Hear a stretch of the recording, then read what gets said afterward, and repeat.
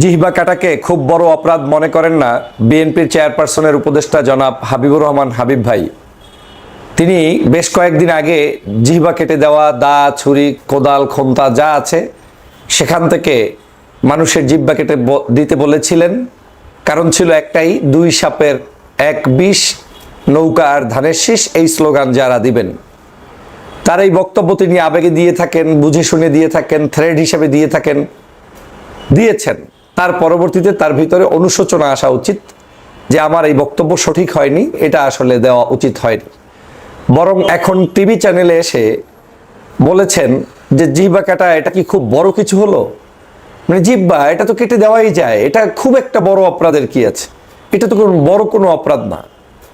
একজন বিএনপির চেয়ারপারসনের উপদেষ্টা, যিনি বাংলাদেশের আগামী দিনের তিনি আশা করেন, প্রত্যাশা করেন, বা রুলস বলে সিনিয়র হিসেবে তিনি এমপি হলে মন্ত্রী হবেন, সেই ব্যক্তি যদি মন্তব্য করেন যে জিহ্বা কাটাটা এটা কি খুব বেশি অপরাধ হয়েছে, এটা বলাটা কোনো অপরাধী না, তাহলে বুঝতে পারেন যে আসলে আমরা কোন দিকে যাচ্ছি এবং আমরা যে নতুনত্বের রাজনীতি খুঁজছি সেই নতুনত্বের রাজনীতি আদৌ আমরা পাচ্ছি কিনা।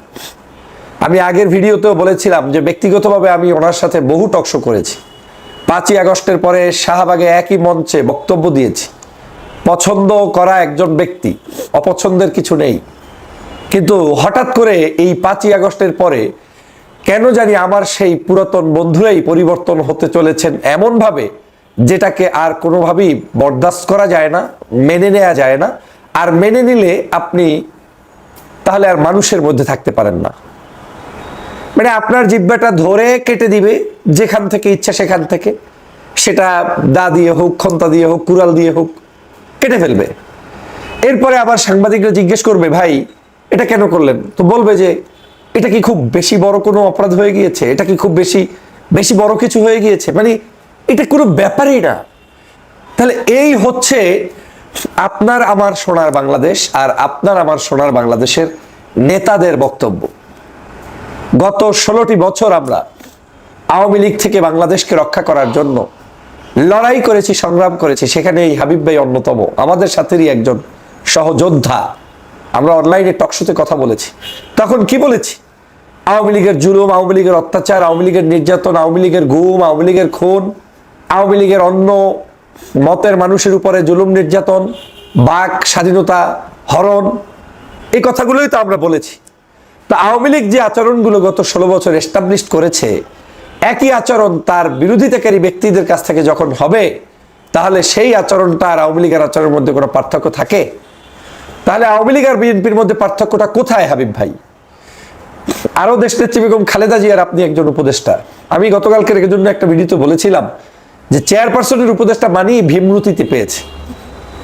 এই যে আমাদের একজন উপদেষ্টা ফজলুর রহমান সাহেব সকাল সন্ধ্যা ব্যস্ত আছে মুজিব বন্দনা নিয়ে। আওয়ামী লীগকে এস্টাবলিশ করার জন্য যে কয়জন ব্যক্তি দায়িত্ব পেয়েছেন তার মধ্যে অন্যতম হচ্ছে এই অ্যাডভোকেট ফজলুর রহমান।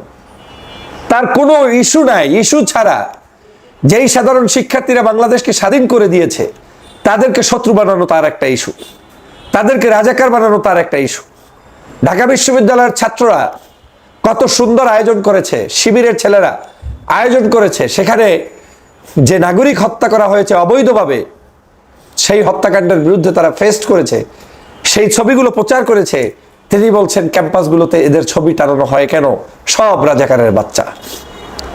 বাংলাদেশের নিজামী, সাইদি, কাদের মোল্লা, আলী হাসান মুজাহিদ, মীর কাসেম আলী, এদের রক্তের বিনিময়ে আজ এই বাংলাদেশটা স্বাধীনতার পথ সূচিত হয়েছে। শুধু তাদের রক্তই নয়, হেফাজতে ইসলামের রক্ত, 57 জন সেনা অফিসারের রক্ত, 24-এর গণ অভ্যুত্থানের আমার ভাইদের রক্ত, এভাবে করে শেখ হাসিনার হাতে যারাই মৃত্যুবরণ করেছে সকল রক্তের সমন্বয়ে আজকের এই বাংলাদেশটা আমরা পেয়েছি।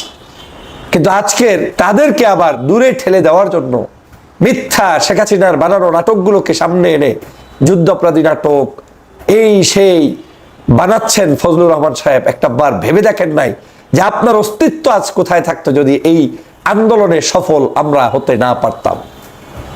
কিন্তু তিনি ওই একই আওয়ামী লীগের স্টাইলে যাকে তাকে রাজাকার বানাচ্ছে। 20 বছর 25 বছরের ছেলে রাজাকারের কি বোঝে, তাকেও রাজাকারের সন্তান, রাজাকার উপাধি দিয়ে দিচ্ছে। তার মানে সেই আওয়ামী লীগের ফটোকপি কয়েকজন ব্যক্তি এখন বাংলাদেশে চলমান রেখেছে, তার মধ্যে এই ফজলুর রহমান আরেকজন অন্যতম।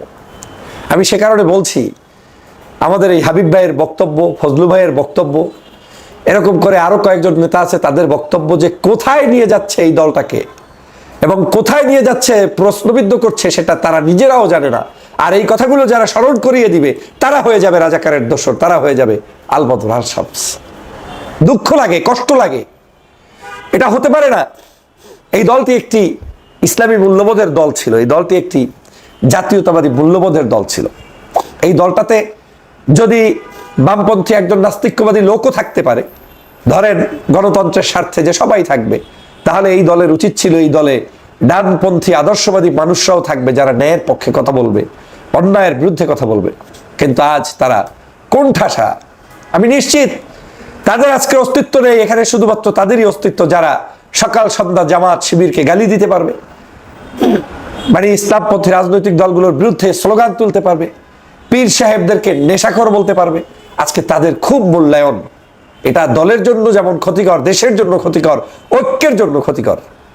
আমি হাবিব ভাই, আপনার এই জিহ্বা কাটার দুঃসাহসটা আমি মেনে নিতে পারি না। এটা অত্যন্ত জঘন্য একটি মানে কাজ আপনি করেছেন, বলেছেন। আপনার উচিত জাতির কাছে এসে প্রকাশ্যে ক্ষমা চেয়ে যে না, এই ধরনের বক্তব্য আমার মতো সিনিয়র রাজনীতির থেকে কোনোদিন সঠিক হয়নি। এবং আপনাকে আমি অনেক পছন্দ করি বিধায় এই কথাগুলো বললাম। আর ফজলুর রহমান সাহেবের উচিত রাজনীতি থেকে অবসরে গিয়ে তারপরে আপনার নতুন মানে জীবন শুরু করা, কারণ আপনার আর কোনো পরিবর্তন হওয়ার লক্ষণ আমি দেখি না। কারণ আপনার সব শেষ। আপনি 24 ঘন্টাই বসেছেন একটা বিস্ফোরা হিসাবে জাতির ভিতরে বিভাজন সৃষ্টির জন্য, এবং আপনি আপনার বিশেষ উদ্দেশ্য পারপাস সাফ করার জন্য। আর আপনার পারপাস আর কিছুই না, শেখ মুজিব আর শেখ হাসিনা। আপনি বিএনপির আপন, এটা পৃথিবীর কেউ বিশ্বাস করে না। যারা করে তারা বিএনপির ধ্বংস চায়। আপনি বিএনপির একজন ধ্বংসকারী ব্যক্তি ছাড়া আর কিছুই না। আমি চ্যালেঞ্জ দিয়ে বলতে পারি, আপনার মাধ্যমে কোনো আদর্শ বাস্তবায়িত হবে না। প্রিয় ভাইরা, অতএব আমাদেরকে সতর্ক হতে হবে, আমাদেরকে আরো বেশি করে সচেতন হতে হবে। বাংলাদেশের আগামী রাজনীতি এই যুবক তরুণদেরকে গালিগালাজ করে কেউ টিকে থাকতে পারবেন না। বাংলাদেশের আগামীর রাজনীতিতে কেউ কারো চোখ রাঙাকে ভয় পায় না। আগামীর রাজনীতি হবে একটা স্বচ্ছ, সৎ, ভালো মানুষদের প্ররোচনায় দেশ চলবে, পরিচালনায় দেশ চলবে। সেরকম একটি বাংলাদেশের প্রত্যাশা জনগণ করে। নতুন নতুন নেতা, আবার একজন দেখলাম, কি নাম জানি, এনডিপির ববি হাজ্জাজ। দল নাই, কিছু নাই, মানুষ নাই, ব্যানার ধরার লোক নাই, 4 জন লোক নাই, দাঁড়িয়ে বক্তব্য দিয়ে বলছে বাংলাদেশে ডানপন্থীদের উত্থান ঘটাতে পারবে না। ডানপন্থীদের উত্থান ঠেকানোর জন্য উনি আসছে। কোথায় আসছে? বিএনপির কাঁধে ভর করতে আসছে। বেটা, তোর দলে নাই 4টা মানুষ, ব্যানার ধরার 4 জন লোক, চ্যালেঞ্জ দিয়ে বলছি 4 কর্নারে 4 জন লোক যদি হাজির করতে পারে বিনা বেতনে, রাজনীতি ছেড়ে দেব। নাই, দায়িত্ব টেনে টেনে মানুষ এনে তারপরে কাজ করাতে হয়। সেই দল বলে বাংলাদেশে ডানপন্থী রাজনীতি বন্ধ করে দিতে হবে, ডানপন্থীদের উত্থান ঠেকাতে হবে। তুমি ঠেকানোর কে? তোমার বাবার কে তুমি ঠেকাও? তোমরা আওয়ামী লীগের পরিবারের সন্তান হয়ে বাংলাদেশের গত 16 বছর কি করেছো? একটা দুইটা মিছিলের সামনে এসে ষড়যন্ত্র করে 5-7 জন মানুষ নিয়ে এই সকল এজেন্ট ভিত্তিক রাজনৈতিক দল দিয়ে বাংলাদেশের পরিবর্তন হবে না। বরং বিএনপির কাঁধে চড়ে বিএনপিকে ধ্বংস করার জন্য এরা এসেছে। এদের থেকে এখন সাবধান না হলে দেশটা চলবে না। দেশে যেই লাউ সেই কদু থাকবে।